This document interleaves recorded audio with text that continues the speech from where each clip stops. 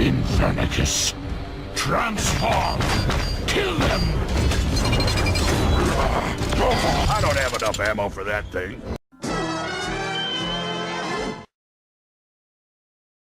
Hey, what's up interwebs? I'm that toy guy, and today I'm going to be taking a look at the Transformers The Last Night Mission to Cybertron Toys R Us exclusive Infernicus, the box set. Anyway, so here are all the figures you get. First, we'll take a look at the box. Knock them all over there. You got the Mission to Cybertron logo up here. It says Infernicus, and this is Toys R Us exclusive sticker. It's sad that they might go bankrupt, but anyway. You got the Transformers logo. No Premier Edition, so there's no weird, confusing nonsense on the box. You've got all 5 members there, and it says combined to form, blah, blah, blah. On this side, you have some glyphs you can decode. I don't really care about decoding them, so you can take that if it means anything. On this side, you got Optimus and Megatron's flamethrower. On the top, you got a better image of that picture, and one of those standard blackout-style protoforms just hanging out back there. Bottom, you have nothing. On the back, you have a really cool image of Infernicus there. I wish the toy actually looked like that. You got Quintessa, you got some words and the characters. Okay, this guy's name is Raptor, which is pretty cool. This guy's name is Thrash, which is pretty cool. But then these guys just have stupid names. I don't like those names. Skulk, Gorge, and Glug. Who names something Glug? That's just stupid. But that's the box. Now, one thing that's very interesting about the box is it is a sturdy box. Like this thing is very well made. This is very thick cardboard. It's a very nice box. Very sturdy. It's like third party and masterpiece quality box. Which is interesting because I wish the toys were like that. But anyway, just getting the box out of here. Here are all the figures you get. So you get Grimlock, Sinner Twin, Birdman, Troll Under the Bridge, and the Devil, and Quintessa. So let's take a quick look at Quintessa first. Clear, transparent plastic, lots of molding, no paint, pretty cool. Does have a peg at the bottom so you can put it on a flight stand if you want. So that's pretty cool. I do like how we have a Quintessa figure, and she scales pretty well. I mean, I don't have any figures she interacts with on hand, but here's Hound, just for a bit of scale there. So I feel like that scales pretty well. But yeah, that's Quintessa. There you go. That's all she does is nothing. So let's take a look at the only new mold in this set. So here is, what was his name? Skulk? Yeah, Skulk. Here is Skulk, and he looks really cool. He is the only Infernicon looking the only Infernicon style Infernicon in this box set, because in the movie they all look like this. But he does come with these 2 little weapons you can put in his hand. Just like that. And all these weapons can fit in all their hands. It's a 3mm peg, and they have 3mm ports, but he looks pretty cool. Getting in here, just getting rid of these on the head sculpt. Very nice. I like how they did the whole silver dry brushing thing to his face. I just wish they did it all over his body. But you got the teeth, you got the eyes. Very well sculpted, and the eyes are pretty nicely painted. Then you got the secondary face just hanging out in there. Wish they could have hidden that a little better, but oh well. Just getting down here. He does have the whole dumpy hollow butt thing because this chest piece just has nowhere to go. But that's pretty much it for this guy. Articulation-wise, the head can look up and down. That is it. The arms can go up and down here. You got a shoulder rotation. They can go forward and back. If you rotate it, you can get them going out even more. So they're kind of on a Y joint. If any of you collect Marvel Legends, you know what a Y joint is. And so yeah, elbow joint, bicep swivel, hips are on ball joints, thigh swivel, knees bend that much, but they only extend about that far forward. So he's pretty poseable. He's about scout size or legend size. These are legions, and this guy's a legend. But yeah, he has no alternate mode. That's a little disappointing, but at the same time, spoiler alert, in the movie, the only alternate mode they had were limbs. So it's understandable, but I still wish this guy had an alternate mode because they all do. So I'll just put him off to the side, and let's take a look at Sinner Twin. So here is Sinner Twin, and he's black and orange and looks pretty cool, actually. I mean, I do like the original Sinner Twin colors, but it just looks awesome. Now, one small issue with all of these Legion figures is mold degradation. These molds have been used quite a bit, especially this one, because they use it for Grimlock a lot. And there's a lot of bits that just don't work anymore. Like, for example, this is just loose, does not peg in. I mean, it just comes out very easily. The head on mine is not secure very well in the C-clip. And then there's a lot more problems with the other ones, which I'll get to in a second. But so overall, this guy looks really nice. If you've messed with this mold, either from the Legends, the Target exclusive, the Takara, or the bigger deluxe versions, which I kind of want to get, then you know exactly how this guy looks and feels and works. So just get him transformed quickly. You want to fold up the tail. You want to bring down the legs, rotate the feet around, bring this section around like so, just like that. Fold these feet down, bring the arms out to the side, open up the chest, flip up the head. And when I got this whole entire assembly was detached from the body, so you don't want to be careful with that. And there you have Sinner Twin in his robot mode, and you got some new orange on the chest, and that's really it.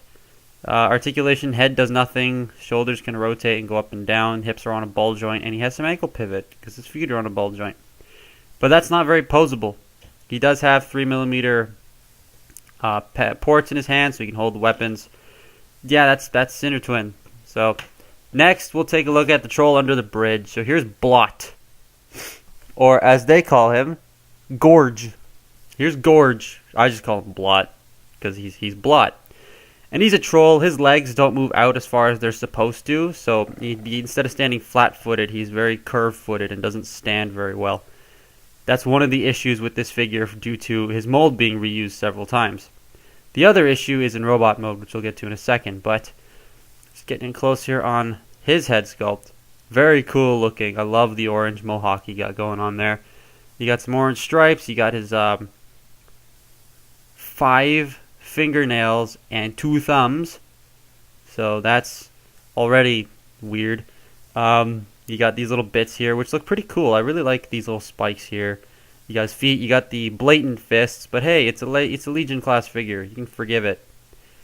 His transformation is also pretty simple. You just want to fold the troll head all the way back, compress this, open that up, fold out the head, close this up, just like that. Bring these around, fold out the fists, bring them down, fix your focus, and there you have Gorge, or Blot, or the troll under the bridge in his robot mode. And here is where my issues happen. Excuse me. First off, this does not stay together at all to save its life. You want to do that? It is the loosest thing in the world. Second, his head. If you notice right there, if I close this section, the head will fold back because the head is ridiculously loose on my copy. So that's another problem with this mold being reused several times, and now the waist won't close again. So articulation wise, he can look up. Ball jointed shoulders, hinged wrists, ball jointed hips. You got a knee swivel and his toes, which are very loose as well due to this mold being used several times. So that's basically Blot, Troll, Gorge, whatever you want to call him. Next, we'll take a look at Grimlock. So here is, what do they call him? Glug. This is Glug. This is the one with the stupid name. I call him Grimlock just because this figure was used for the Age of Extinction and the Last Knight Legion Grimlock. So, makes sense. He's weird. He got a big gap right here, which is a little bit garish. And his legs are extremely wide. But he's supposed to be some weird troll-like creature. And they did put some silver dry brushing on the back. Now, this is actually not paint. This is a tampograph. Because if you look very closely on it, you can see the little tiny hexagonal pattern on it, which is common in some tampagraphs. So this is not painted. This is actually like tampographed on, which I really do like, because then that means it will not scratch off, which is really cool. But there's not much to him. He's just a thing. I don't know. He stands pretty well, but his mold degradation is his head does not stay. His head does not stay together very well. especially down here in these little pegs right there. It just doesn't stay together. So transforming him, you just want to untab this and fold it up. Bring the torso section forward, fold up the head, peg it into place, bring the arms down, rotate the feet around, and rotate the heads in. And there you have Grimlock in his robot mode. And he looks cool, but his robot mode is very bland. It could have used some orange on the chest. And just getting in closer on his little head. Pretty cool looking. Now his mold degradation in robot mode is these pegs. Half the time, these pegs here don't stay together. Right now, they're doing it fine because it's on camera, so of course it's going to be fine. But normally, they don't stay together very well. And he's probably my least favorite of the bunch. Just because he just looks weird. Like, what's going on here? Hands on his feet, and his legs are skinny, and he's just disproportionate, and these things are just annoying. And yeah, I don't really like him that much.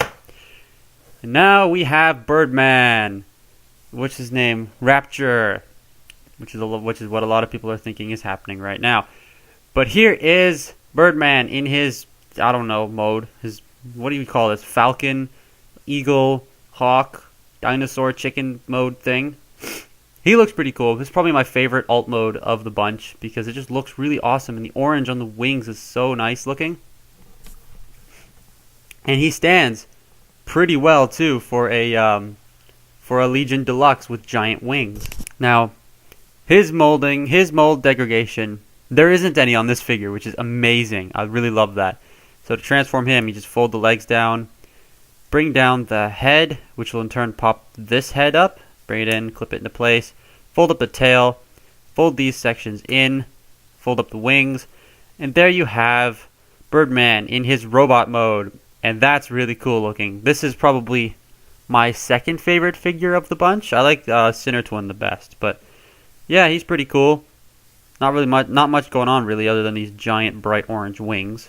So yeah, so just bringing them all back in here quickly while he falls over. Stand up, stand up. Come here, Blot, and come here, Infernicon. That's all 5 of the blurry Infernicons, and just for a comparison, here's Hound. And here's Skydive. They're pretty short. They don't scale well at all because they're supposed to be Optimus Prime's height. Because, you know, spoiler alert, he decapitates all 6 of them. That's another issue with this toy. There are 5 figures. There are 6 Infernicons in the movie. 1 forms a head, 1 forms a torso, 2 arms, and 2 legs, just like Devastator. But this set only comes with 5, and that's pretty disappointing because I wish there were 6. Then they could have made it bigger. They could have probably sold them as individual figures like from Combiner Wars. They would have made more money off of it if they made new molds, made them well, sold them all individually. But no, they gave us a box set of these teeny Legends things that are really blurry, that don't really work very well. But, hey, whatever, let's combine them. So, we're going to start with the Devil here. Excuse me. The first thing you want to do is you just want to plug these together, rotate the arms up, just like so, and then orient the hands so that these clips are facing towards the orange. Then you just want to take this section here and rotate it and then peg it in. Peg it in. There we go. These little pegs right there go into some ports. Ports. There we go. Excuse me. Then you want to rotate these around. Sorry if you hear me sniffling. It's still allergy season. Open up the little rib cage. Pull the head out. Rotate it up. Close the rib cage. Turn it around. And that looks really funny. But anyway, you just want to take this, fold it down, and there you have the Infernicus torso, which is not accurate at all to the movie. I'll pull a picture of the movie version up once I combine this whole thing. But there you have the torso. Let's get an arm done. This guy, you just want to fold up the tail, fold up the head, just like that. Fold the tail back up. Take the arms and just basically fiddle them however you want. And there's an arm. That is a poor excuse for an arm, but oh well. The other arm, Sinner Twin. You're basically folding the head in and bringing these arms up. There he is in his arm mode. Again, poor excuse for an arm mode.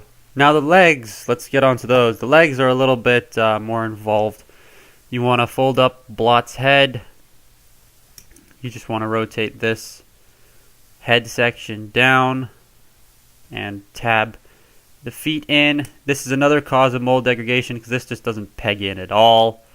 So you just peg that in, fold these sections back, fold down the, God, I hate when this happens. Fold down this little flap here, and there you have a leg. Pretty much all done. Other leg, peg the feet together, fold down the hands. Bring these sections back, fold the head up, untab this section here, and just bring this the whole way down, just like so, excuse me. Then fold out that flap right there, and there you have a leg all done. So let's combine.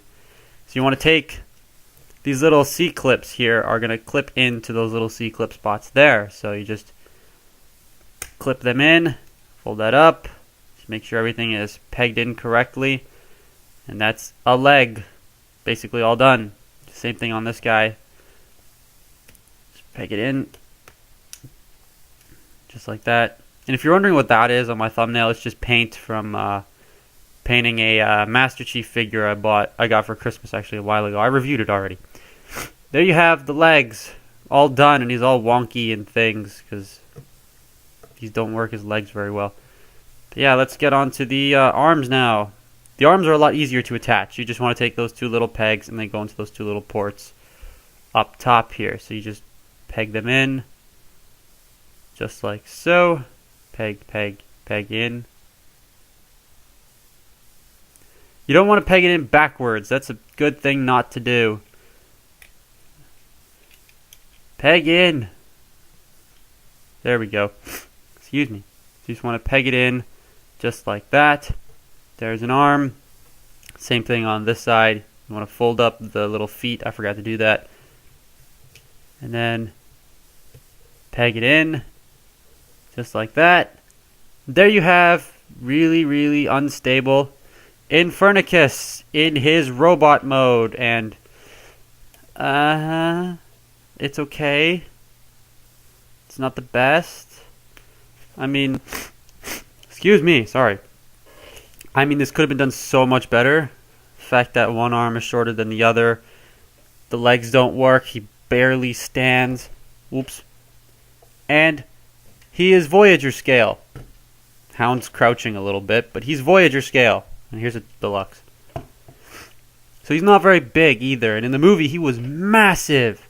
Like, he was able to, spoiler, he was able to walk up to Optimus, kick him in the back, take his head, and then twist it.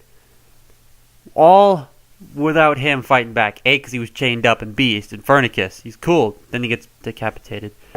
But you can take the weapon and put it in his hands. I wouldn't recommend it, though, because it weighs him down on one side, and he will fall over. For new details, you got the new head sculpt, which looks really cool. I just wish it was accurate. It's not accurate. You know what? Here's this Infernicus,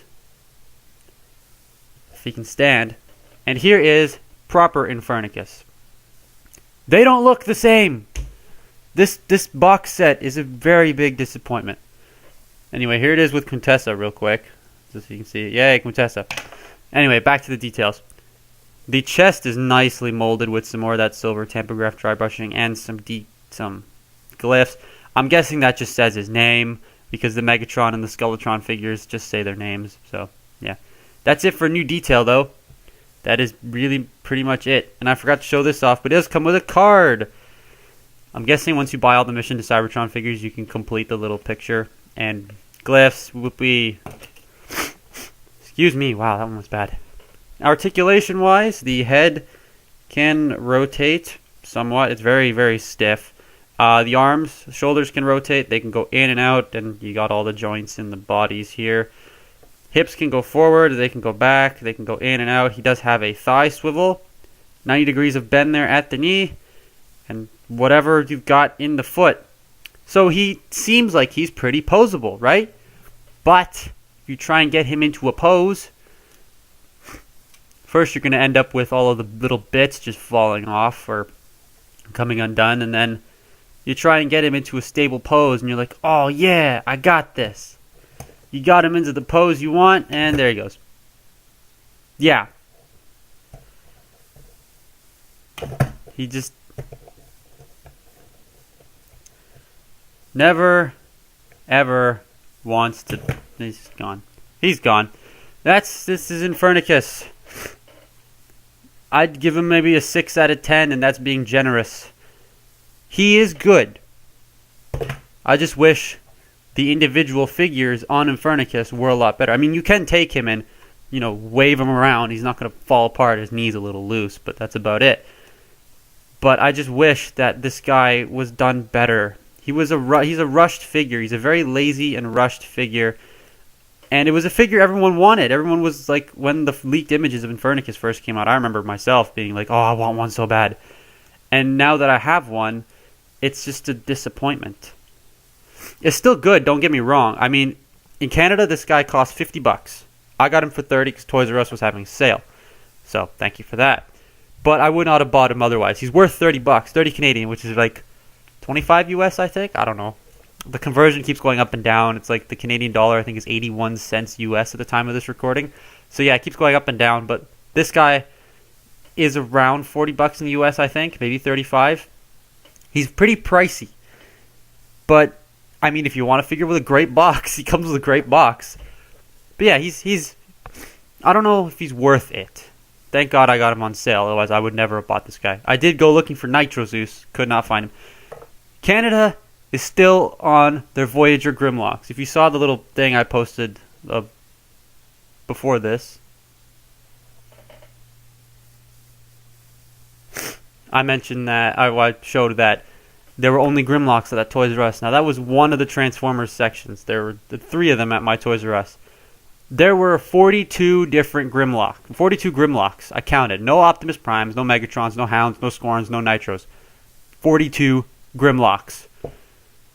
Walmart has 1 Grimlock, and that's their only Voyager.